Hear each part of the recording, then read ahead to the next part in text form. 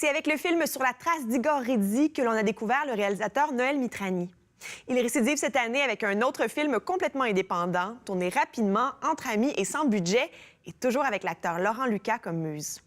On a rencontré le cinéaste pour parler de son Militaire.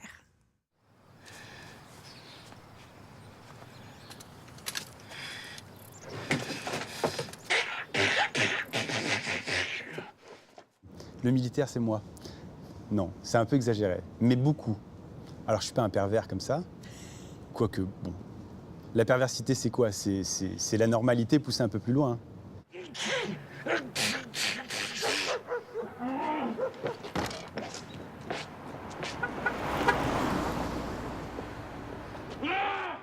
Le Militaire, c'est pas un film à petit budget, c'est même pas ça. C'est un film sans budget.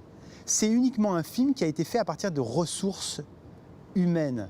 Alors oui, bien sûr, j'ai mis quelques milliers de dollars pour le développement. Bruno Philippe est arrivé avec du matériel, ça c'était génial. On a eu le soutien de l'Université de Montréal, on a eu des étudiants qui nous ont aidés, etc., etc. Donc on a monté notre affaire, mais dans le fond, on peut considérer qu'il n'y a pas d'argent. Il faut bien voir une chose, c'est que à partir du moment où on cherche un financement, il y a déjà toute une part de soi-même, on abdique toute une part de sa personnalité et de sa sincérité. Notre travail de cinéaste, qui cherchons du financement, c'est d'essayer de rester le plus possible intègre vis-à-vis de ce qu'on veut faire. Mais c'est très difficile, parce qu'on a affaire à des personnes qui ont aussi une façon de voir les choses, et on arrive avec notre façon de voir les choses, et finalement, c'est très difficile, parce qu'on est dans le compromis. On n'est plus dans un film, on est dans un compromis. On fait des compromis.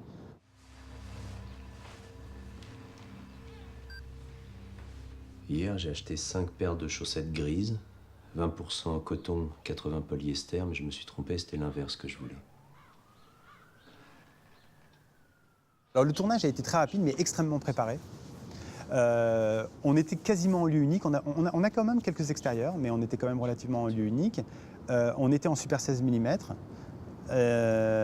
Donc on était quand même en film, mais je voulais que tout le film se fasse en caméra portée, donc en caméra à l'épaule, pas de travelling, aucun dispositif de film de fiction traditionnel, mais plus une approche documentaire. Parce que l'idée c'était, tout ce qu'on va filmer, il faut faire comme si ça se présentait pour la première fois et que ça ne se présentera qu'une seule fois. Si on fait un documentaire, si vous me filmez en train de dire quelque chose, vous allez me filmer qu'une seule fois. Vous n'allez pas me dire, bon ok Noël, alors maintenant on va dire la même chose et puis on va te prendre sous un autre angle, puis on va faire 3 fois la même chose. Non, c'est pas ça un documentaire. Un documentaire, la chose ne se présente qu'une seule fois. Et c'est ce qu'on a fait avec Laurent. Et on a pris ce risque que même si la chose n'était pas intéressante, on ne la refaisait pas. Et en fait, il se trouve que 95% du matériel était absolument magnifique parce qu'il y avait une immense sincérité. Cette robe vous va très bien, vous êtes superbe ce soir.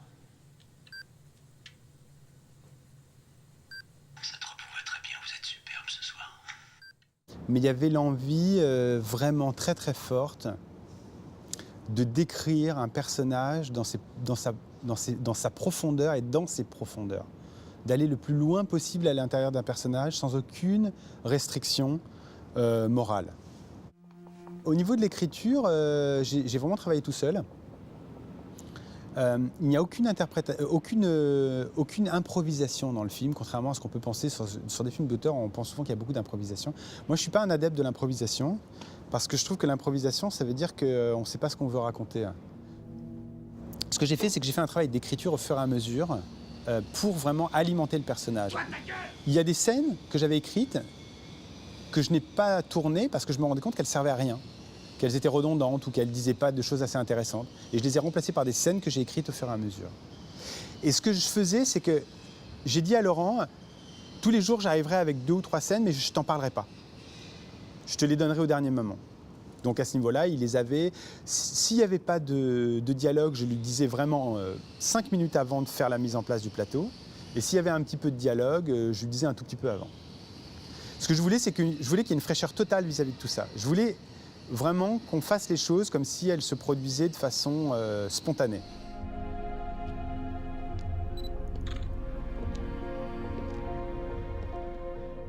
Moi, je pense que le thème principal du film, c'est en quoi consiste la solitude.